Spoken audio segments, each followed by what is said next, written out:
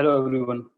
तो आखिरकार वो टाइम आ गया जिसके बारे में हम लोग वेट कर रहे थे। एसबीआई क्लरिकल का नोटिफिकेशन आउट हो चुका है।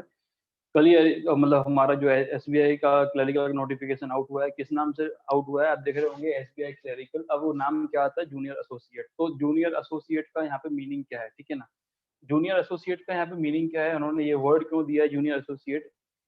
इंपॉर्टेंट बात यहाँ पे ये है कि जूनियर एसोसिएट वर्ड का मतलब यहाँ पर ये है कि आपको एडिशनल मतलब आपको मल्टीपर्पज वर्क दिए जाते हैं, मतलब क्लरिकल के अलावा बाकी अदर वर्क भी आपको दिए जाएंगे, ठीक है ना। तो यहाँ पर एसबीआई क्लरिकल का नोटिफिकेशन हमारा जूनियर एसोसिएट के नाम पे आता है, ठीक है। अब इम्पोर्टेंट बात यह है कि जैसा कि हमारा प्रोडिक्शन था कि अप्रोक्सीमेट जून में एग्जाम होगा और उन्होंने जून की डेट दी है एग्जाम्स के लिए। तो हम सबसे पहले बात कर लेते हैं, हम इन फीचर्स के ऊपर, ये पॉइंट के ऊपर हम लोग आज बात करेंगे। ये सारे हमने पहले लिख रखे हैं, इसके ऊपर ही हम आज बात करने वाले हैं, ठीक है। तो सबसे पहले हम आएंगे कि एक्चुअली में सबसे इंपॉर्टेंट डेट्स क्या है हमारी, ठीक है। सबसे इंपॉर्टेंट क्या है, डेट्स क्या है, डेट्स के बारे में हम लोग पहले बात करते हैं, ठीक है। तो आप देख रहे होंगे, सबसे पहले हम डेट्स देखेंगे यहाँ पे, क्या एप्लीकेशन डेट हो गई और एग्जाम डेट, ठीक है। तो एप्लीकेशन डेट और एग्जाम डेट्स के ऊपर हम लोग बात करने वाले हैं। तो एप्लीकेशन डेट आप देखो 27 अप्रैल से एप्लीकेशन स्टार्ट हो चुका है। 27 अप्रैल 2021 से लेके 17 मई, ठीक है। कब तक है ये, 17 मई, मतलब अगले महीने की मई के 17 तारीख तक क्या होगा, ये आपका एप्लीकेशन आप कर सकते हैं, ठीक है। दूसरी बात यहाँ पे आप देखोगे कि जो प्री का एग्जाम है टेंटेटिवली कब होने वाला है, जून में होने वाला है, ठीक है। तो जून में ये लोग टेंटेटिवली एग्जाम कंडक्ट कराएंगे, किसका, प्री का। पेंडेमिक की वजह से मुझे लगता है देखो, जब तक थोड़ा भी कंट्रोल अगर होता है तो आईबीपीएस एग्जाम कंडक्ट करने में रुकता नहीं है, तो वो एग्जाम कंडक्ट कर सकता है, ठीक है। तो इसलिए मुझे लगता है कि आप लोग जून के हिसाब से तैयारी कीजिए, ठीक है। और मेंस की डेट उन्होंने ऑलरेडी फिक्स कर रखी है। मेंस है 31 जुलाई 2021 का। कब है, 31 जुलाई 2021 को मेंस है, ठीक है।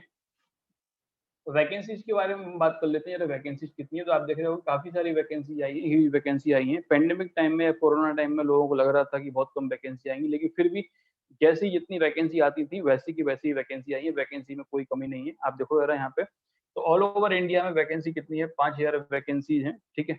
आप लोग एक बात का ध्यान रखिए कि मैं वीडियो के एंड में बताऊंगा आपको कि मेजर चेंजेस क्या हुए, क्या क्या मेजर चेंजेस हुए हैं, मेजर चेंज के बारे में बात करेंगे, ठीक है। तो पहले मैं नोटिफिकेशन को आप मैंने ऐसे बताता हूँ, मतलब जो मैंने लिख के रखा है इंपॉर्टेंट बात है, उसके बाद मैं आपको डायरेक्टली जो ऑफिशियल नोटिफिकेशन है उसके बारे में भी मैं आपको डायरेक्टली दिखाऊंगा, ठीक है। पहले देखते हैं इसको कैसे। तो देखो, इंडिया के अंदर 5000 क्या आई हमारी वैकेंसी आई है, जिसमें से गुजरात में 902 वैकेंसी है, यूपी में 450 है, हिमाचल प्रदेश में 180 है, राजस्थान में 175 है, मध्य प्रदेश में 78 है। और फिर बात करते हैं हमारे महाराष्ट्र में, तो महाराष्ट्र में कितनी है वैकेंसी, तो 640 वैकेंसी है, मतलब कुछ ज्यादा फर्क नहीं है, लास्ट टाइम भी लगभग 8 थी। तो मुश्किल 100-150 ही थोड़ी कम है, अदरवाइज आप देखोगे जितनी हमेशा आती थी उसके पहले, लेकिन उसके पहले 550 अराउंड वैकेंसी थी। तो देखा जाए तो वैकेंसी लगभग जितनी आती थी उतनी ही है, कोई कम नहीं है, ठीक है। नेक्स्ट देखते हैं। इसमें भी मैंने आपको बीच में क्राइटेरिया मतलब डिवाइड किए हैं कि 286 ओपन के लिए है, ईडब्ल्यूएस के लिए 63 है, ओबीसी के लिए 172 है, एससी के लिए 63 है, एसटी के लिए 56 है, ठीक है। फिर हमारे पास दो आते हैं, हमारे पास क्राइटेरिया यहाँ पे पीडब्ल्यू डी मतलब क्या है, मतलब क्या है, पीपल विद क्या है आपका, मतलब क्या है, हैंडीकैप के साथ जो है यहाँ पे, तो पर्सन विद डिसेबिलिटी हो जाएगा। और यहाँ पे एक्स सर्विसमैन है, तो एक्स सर्विसमैन के लिए जो एक्स सर्विसमैन है 63 है, और डिसेबल्ड एक्स सर्विसमैन के लिए 28 है यहाँ पे, ठीक है। और यहाँ पे देखिए आप, लोकोमोटिव डिसेबिलिटी में 7 है, वीआई के लिए 7 है, आपका हियरिंग इम्पायर्ड के लिए 7 है, और डी एंड ई के लिए 5 है, मतलब मेंटली इलनेस के लिए, उनके लिए कितनी है वैकेंसीज है, 5 वैकेंसीज है, ठीक है। तो वैकेंसीज यहाँ पे काफी सारी हैं। इसी के साथ मैं आपको एक पॉइंट डिस्कस करना चाहूंगा यहाँ पे, कौन सा, रिजर्वेशन का पॉइंट डिस्कस करना चाहूंगा कि हम कौन से कैटेगरी से फॉर्म फिल करें, ठीक है। तो बहुत से लोगों का एक डाउट रहता है यहाँ पे कि सर हमारा तो ओपन है, ईडब्ल्यूएस से भी भर सकते हैं, लेकिन ईडब्ल्यूएस में वैकेंसीज क्या आई है, कम आई है, तो क्या करना चाहिए।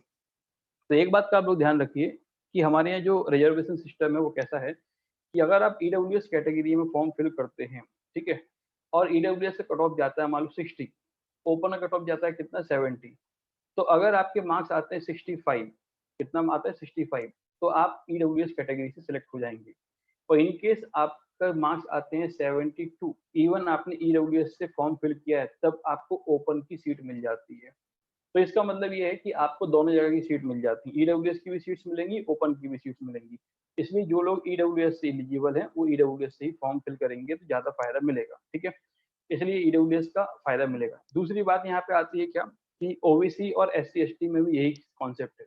अगर आप ओबीसी कैटेगरी से फॉर्म फिल करते हैं या एससी से फॉर्म फिल करते हैं, अगर आपके आपके मार्क्स ओपन के कट ऑफ से ऊपर जाते हैं तो ओपन कैटेगरी में चले जाते हैं, अदरवाइज फिर आपको आपकी कैटेगरी में क्या मिलता है यहाँ पे रिजर्वेशन मिलता है, ठीक है? एक क्राइटेरिया और है कि अगर ओपन की कैटेगरी में अगर आप जाना चाहते हैं, ठीक है? जैसे ओबीसी से ओपन के अंदर आपको सिलेक्शन लेना है, तो आपका क्राइटेरिया 28 ईयर मतलब जो है आपका एज क्राइटेरिया उससे कम होना चाहिए। सपोज आप 30 साल के हैं, 30 ईयर आपकी एज है, ओबीसी से आपने अप्लाई किया है, तो आप कितने भी मार्क्स लेके आओगे, कितने भी ज़्यादा मार्क्स लेके आओगे, तब भी आपको ओबीसी की सीट मिलेगी, ओपन की सीट नहीं मिलेगी, क्योंकि ओपन की सीट की क्राइटेरिया सारे फुलफिल होना चाहिए। इसलिए इम्पोर्टेंट बात है, ईडब्ल्यूएस वालों के लिए ज़्यादा इम्पोर्टेंट है कि जितने भी लोग जो ईडब्ल्यूएस कैटेगरी में बिलोंग कर सकते हैं या करते हैं, वो लोग ईडब्ल्यूएस से ही फॉर्म फिल करेंगे तो ज़्यादा फायदा होगा, ठीक है? उनको दोनों के फायदे मिलेंगे, ओपन के भी, ईडब्ल्यूएस के भी। साथ में साथ हम देखते हैं सबसे बड़ा मेजर चेंज क्या है, वो ज़रा ध्यान से देखना, बहुत ज़्यादा इम्पोर्टेंट है, वो है कास्ट सर्टिफिकेट। यहाँ पे सर्टिफिकेट एससी-एसटी के लिए कोई इतनी बड़ी प्रॉब्लम नहीं है कि सेंट्रल का, स्टेट का दोनों भी चल जाते हैं। किसके लिए? एससी और एसटी के लिए। कास्ट सर्टिफिकेट का सबसे बड़ा मैटर होता है ओबीसी के लिए, उसके बाद ईडब्ल्यूएस के लिए। ओबीसी की बात करते हैं तो इस बार जो सबसे इम्पोर्टेंट बात है, आप लोग ध्यान सुन लीजिए कि कास्ट सर्टिफिकेट को लेके इस बार आरबीआई ने बहुत ज़्यादा प्रॉब्लम क्रिएट की है। आरबीआई असिस्टेंट ने 7 लोगों को अलाउ नहीं किया था महाराष्ट्र में, क्योंकि उनके पास उस ड्यूरेशन का ईडब्ल्यूएस सर्टिफिकेट नहीं था, जिस ड्यूरेशन में उन्होंने फॉर्म फिल किया था। नहीं समझ में आया? तो ऐसा ही कंडीशन हमारे एसबीआई में भी आई है। और कंडीशन ये है कि अगर आप आगे निकल जाते हैं, मतलब आप सोचें कि 2020 में 2019 का ईडब्ल्यूएस का सर्टिफिकेट बनवा लें, तो वो मुश्किल से बनता है या नहीं बनता है, ये समझ लीजिए। और ऐसी कंडीशन में आपका सिलेक्शन होने के बावजूद भी आप ज्वाइन नहीं कर सकते। तो इस बात का ध्यान रखो ज़रा, क्या है? कास्ट सर्टिफिकेट अगर हम बात करते हैं, पहली बात ओबीसी की बात करते हैं, तो ओबीसी को कास्ट सर्टिफिकेट जो चाहिए वो सेंट्रल का कास्ट सर्टिफिकेट चाहिए। किसका चाहिए? सेंट्रल का कास्ट सर्टिफिकेट चाहिए। और कौन सी डेट के बीच में लाई करना चाहिए वो? आज मतलब 1/4/2021 मतलब अप्रैल 1 अप्रैल 2021 से लेके आपको जो अपॉइंटमेंट होने वाला है उससे पहले तक का आपका होना चाहिए, ठीक है ना? तो उन्होंने अपॉइंटमेंट तक का दिया है, लेकिन एक्चुअली मैं आपको बता दूं कि आप लोग जब अप्लाई कर रहे हैं तो आप इस टाइम पे ही अपना अप्लाई कर दीजिए ओबीसी या जो भी आपका सर्टिफिकेट है। ईडब्ल्यूएस वालों के लिए भी सेम चीज है, आप जिस फाइनेंशियल ईयर में अप्लाई कर रहे हो उस फाइनेंशियल ईयर का उनको चाहिए क्या? EWS certificate. कहने का मतलब ये है कि आपको एग्जाम में अप्लाई करने के साथ ही, सॉरी मतलब फॉर्म फिल करने के साथ ही आपको ओबीसी की सर्टिफिकेट और ईडब्ल्यूएस की सर्टिफिकेट के लिए तुरंत अप्लाई कर देना चाहिए, जिससे आपको बाद में प्रॉब्लम ना हो, ठीक है? क्योंकि इन केस कुछ और आगे कैलेमिटी कुछ भी प्रॉब्लम आती है और आपकी अगर रिक्रूटमेंट का प्रोसेस लंबा हो जाता है, मान लो कोरोना में और ज़्यादा बढ़ गया, कुछ भी हो गया और आपकी प्रोसेस चली जाती है 2022 तक या 21-22 तक चली जाती है, तब वो 2021 का सारा डेटा आपसे माँगने वाले हैं, सर्टिफिकेट सारे माँगने वाले हैं। उस केस में आपको 2021 के सर्टिफिकेट नहीं इश्यू होंगे।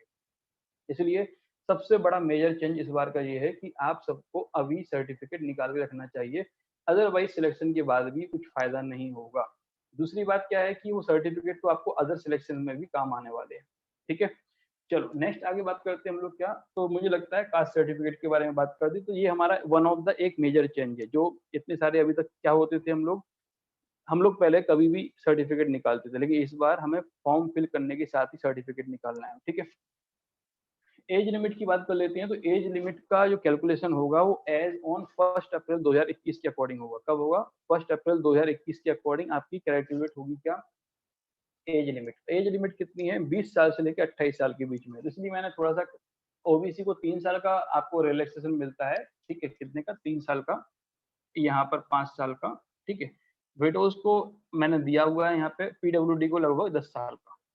तो ये रिलैक्सेशन रहते हैं। तो कहने का मतलब ये है कि जो जिनकी date of birth not before 2-4 2 April 1993 से ओपन की आपकी डेट ऑफ बर्थ नहीं होना चाहिए।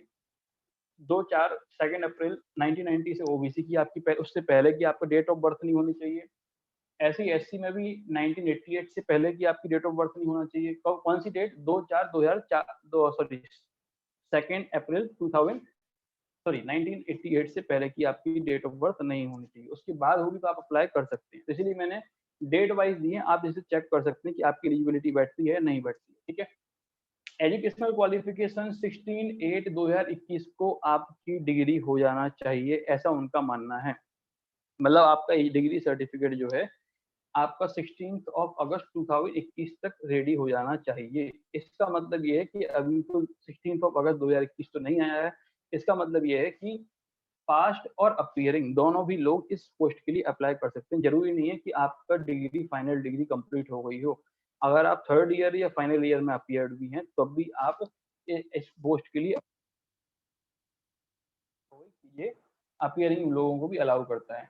कोई भी परसेंटेज या क्राइटेरिया नहीं है कि 50% 60%, कोई परसेंटेज क्राइटेरिया नहीं है। बस ग्रेजुएट इन एनी स्ट्रीम, कोई भी डिसिप्लिन में कोई भी स्ट्रीम में आप ग्रेजुएट होना चाहिए, कॉमर्स हो आर्ट्स हो वट कुछ भी हो, कोई फर्क नहीं पड़ता, परसेंटेज का कोई क्राइटेरिया नहीं है, ठीक है ना।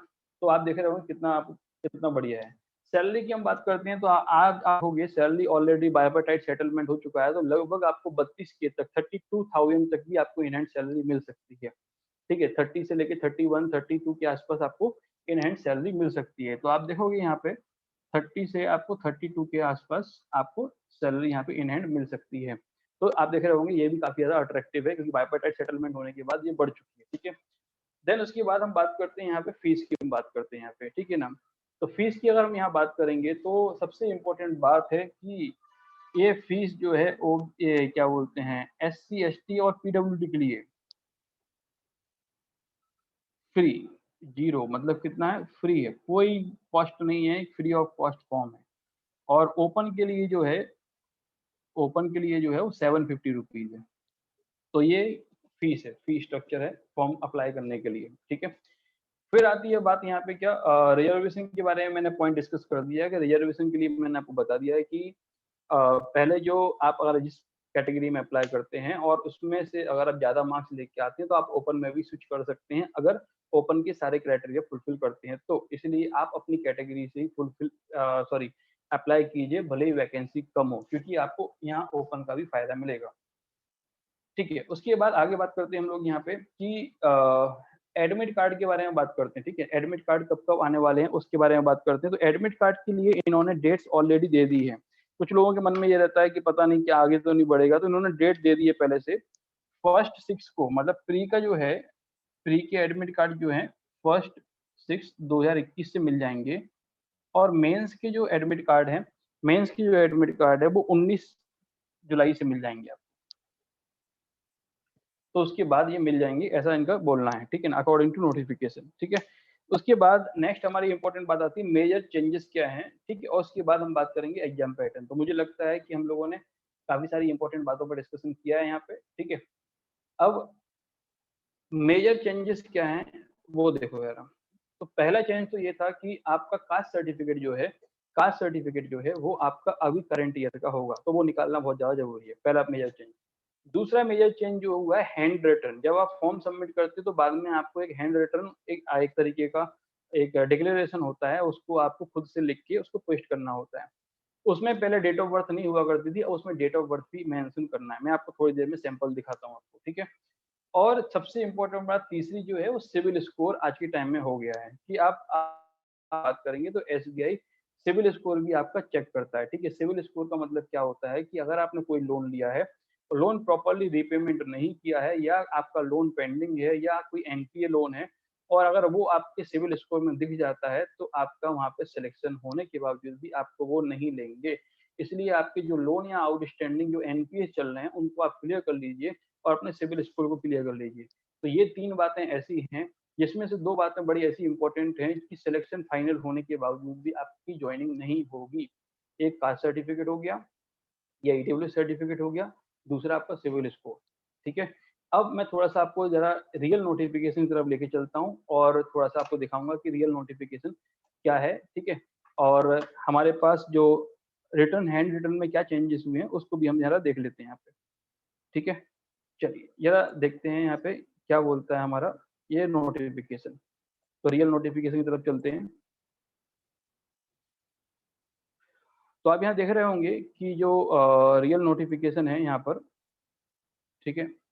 तो यहाँ पे आप देख रहे होंगे कि ये आपको दिख रहा है यहाँ पे, तो स्टेट बैंक ऑफ इंडिया, तो यहाँ पर ये निकला हुआ है 27 से लेके 17 तारीख तक के लिए क्या डेट रहेगी, ठीक है। इसमें इंपॉर्टेंट बातें जो भी जल्दी जल्दी आपको हाईलाइट करके बताता हूँ। 31 तारीख को आप देख रहे होंगे यहाँ पे क्या है, यहाँ पे मेंस एग्जाम है, और जून में जो है यहाँ पे वो क्या है, प्री एग्जाम होने वाला है, ठीक है। वैकेंसीज के बारे में यहाँ पे देखो बात करेंगे हम लोग, तो सारी वैकेंसी आपको दिख रही है। और जरा महाराष्ट्र का अगर मैं आपको दिखा दूँ तो यहाँ पे, तो आपको दिख रहा होगा ये महाराष्ट्र की हमारी वैकेंसी है, ठीक है। तो ये वैकेंसी आपको यहाँ पे दिख रही है। देन उसके बाद यहाँ पर आते हैं कि और इम्पोर्टेंट बात जो है यहाँ पर वो देखिए, क्राइटेरिया एज लिमिट आप देख रहे होंगे 1/4 को है यहाँ पे, और 20 से 28 साल के बीच में लिमिट होना चाहिए। और कैटेगरी आपको दी है 5 साल, 3 साल, 10 साल जो है रिलैक्सेशन दिया हुआ है, तो आप लोग यहाँ से चेक कर सकते हैं उसको, ठीक है। मैं अपने वीडियो की डिस्क्रिप्शन लिंक में आपको ये प्रोवाइड कर दूंगा, ये अपना ऑफिशियल नोटिफिकेशन, तो आप लोग देख सकते हैं, ठीक है। देन उसके बाद इम्पोर्टेंट एक और है हमारे पास, एकेडमिक क्वालिफिकेशन। तो आप देख रहे होंगे 16/8 को आपको क्या होना चाहिए, यहाँ पे पास हो जाना चाहिए। मतलब क्या होना चाहिए, एग्जामिनेशन ऑन और बिफोर, मतलब क्या है, आपकी ग्रेजुएशन में आप फाइनली पास हो जाना चाहिए 16/8 से पहले या 16 अगस्त तक, ठीक है। देन उसके बाद इम्पोर्टेंट बातें जो हैं, इम्पोर्टेंट बात जो थी हमारे पास हैंड रिटन क्राइटेरिया, ठीक है। तो हैंड रिटन में क्या चेंजेस हुए हैं उसके बारे में देखेंगे। तो ये देखिए आप यहाँ पर, ये देखिए, the text of the hand written declaration is on the follows. क्या है, जरा ध्यान से देखो, जरा क्या लिखा है यहाँ पे। पहले भी ऐसे ही हुआ कर सकता था, बस केवल यहाँ पे इंपॉर्टेंट बात क्या है, उन्होंने यहाँ पर डेट ऑफ बर्थ मेंशन करा ली। पहले डेट ऑफ बर्थ यहाँ मेंशन नहीं हुआ करती थी, तो ये एज इट इज आपको लिख के उसमें डालना है। इसलिए ध्यान रखना, पहले वाला आप वैसे का वैसे अपलोड मत करना जैसे कि पहले फॉर्म फिल करते थे। ये नया डिक्लेरेशन है, इस नई डिक्लेरेशन को ही लिख के आप लोग क्या करेंगे, यहाँ पर इसमें सबमिट करेंगे, ठीक है। तो आप लोग चाहें तो इसका जो है एक इसका आप स्क्रीनशॉट ले सकते हैं, ठीक है, जिससे आप उस टाइम पे क्या करेंगे, इसको आप लिख सकते हैं, ठीक है ना। तो यही एक इम्पॉर्टेंट बात थी, तो ये एक बहुत इंपॉर्टेंट है जो अभी नया चेंज हुआ है। बाकी इसके अलावा जो है मैं आपको बता दूं कि लेफ्ट हैंड का आपको थंब इम्प्रेशन भी अपलोड करना होता है, जो कि यहाँ पे लिखा हुआ है, ठीक है। तो बस यही इंपॉर्टेंट बातें थी। और लास्ट में मैं आपको बताना चाहूंगा कि एक्चुअली में क्या पैटर्न, एग्जाम पैटर्न क्या है। फीस के बारे में भी मैंने आपको दिखा दिया, देख रहे होंगे आप, फ्री है ये एकदम, आप देख रहे हैं यहाँ पे। ये कैटेगरी के लिए एससी, एसटी, ओबीसी, पीडब्ल्यूडी के लिए, ओबीसी नहीं सॉरी, एससी, एसटी, पीडब्ल्यूडी और एक्स सर्विसमैन के लिए कोई फीस नहीं है, फ्री ऑफ कॉस्ट है, निल, ठीक है। तो ये बहुत खुशी की बात है आप सभी के लिए। और एक हमारा जो आखिरी पॉइंट है, आखिरी पॉइंट जो है वो ये है कि एग्जाम पैटर्न कैसा होगा। तो एग्जाम पैटर्न कैसा होगा इसके बारे में हम देखते हैं। तो ये देख रहे होंगे आप प्री में, यहाँ पर प्री के अंदर आप देख रहे होंगे यहाँ पे क्या हो रहा है, एक मिनट रुक जाइए। तो प्री में आप देख रहे होंगे यहाँ पे क्या आएगा, इंग्लिश, ठीक है। तो इंग्लिश आएगा, न्यूमेरिकल एबिलिटी और रीजनिंग एबिलिटी, ठीक है। इसके लिए आप देखेंगे कि यहाँ पे टाइम पीरियड कितना दिया जाएगा। तो ये देखिए आप, 20-20 मिनट्स स्लॉट्स में डिवाइड किए गए हैं। 1 घंटे का प्री का एग्जाम है, जिसमें 30 क्वेश्चन होंगे इंग्लिश के, 35 क्वेश्चन क्वांट के एंड 35 क्वेश्चन होंगे रीजनिंग के, 100 क्वेश्चन होंगे। और कितने मार्क्स के लिए, हर एक क्वेश्चन एक एक मार्क्स के लिए होगा। और इसके लिए 1/4 क्या होगी, नेगेटिव मार्किंग भी होगी। आप देख रहे होंगे यहाँ पे 1/4 नेगेटिव मार्किंग है, ठीक है। तो 1/4 क्या है, यहाँ पे नेगेटिव मार्किंग है। क्लियर हो गया यहाँ पे। तो ये प्री का पैटर्न था। और मेंस का पैटर्न आप लोग यहाँ देख रहे होंगे, तो जीए है, इंग्लिश है, और क्वांटिटेटिव एप्टीट्यूड है, और रीजनिंग है। तो यहाँ पर आपको क्वेश्चन दिख रहे हैं, 50 question 50 marks, 40 question 40 marks, 50 question 50 marks and 50 question for 60 marks. ये एक सोचने वाली बात है यहाँ पर, ठीक है। तो 190 क्वेश्चंस 200 मार्क्स के लिए होंगे, और 2 घंटे 40 मिनट आपको टाइम होगा। और जो कि विजुअली एम्पायर्ड या कोई और पीडब्ल्यूडी कैटेगरी में आते हैं, हैंडीकैप में, उनको एडिशनल टाइम यहाँ अवेलेबल होगा, ठीक है। तो आप इस तरीके से इसका स्क्रीनशॉट भी ले सकते हैं,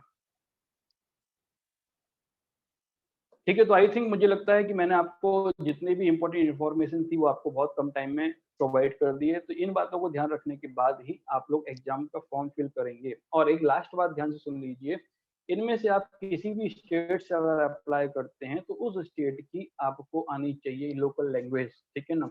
अगर महाराष्ट्र से अप्लाई करते हैं तो आपको मराठी आनी चाहिए, उसका आपका टेस्ट होगा, लैंग्वेज टेस्ट होगा। गुजरात से अप्लाई करेंगे तो गुजरात का लैंग्वेज टेस्ट होगा। तो आपकी लैंग्वेज प्रोफिशिएंसी टेस्ट भी होगा कि आपको लैंग्वेज में कोएफिशिएंट है या नहीं है, ठीक है ना? तो इसके बारे में यहाँ पे इन्फॉर्मेशन पूछी जाएगी। तो बाकी की कुछ भी क्वेरी रहती है तो आप लोग मुझे पूछ सकते हैं, ठीक है ना? और बाकी की कोई भी इन्फॉर्मेशन तो आप कमेंट कर सकते हैं और कॉन्टैक्ट भी कर सकते हैं मुझे, ठीक है? चलिए, थैंक यू सो मच। और मेरा फर्दर एक और वीडियो आएगा जिसमें मैं टोटल फुल स्ट्रेटजी के बारे में बात करूँगा कि how to crack SBI clerical examination in very short period, ठीक है? चलिए, थैंक यू सो मच।